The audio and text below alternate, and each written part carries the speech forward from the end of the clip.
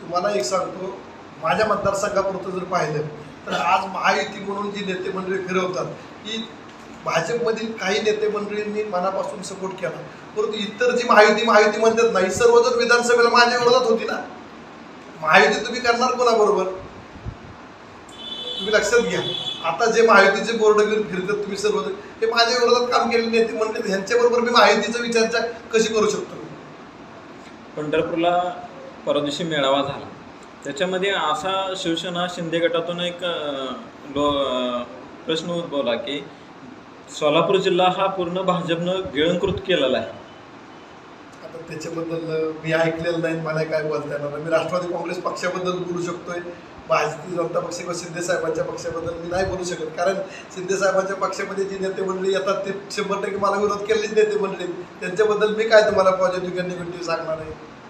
पूर्ण सर्वांनी विरोधच केलेली माणसं आहेत समोर ना.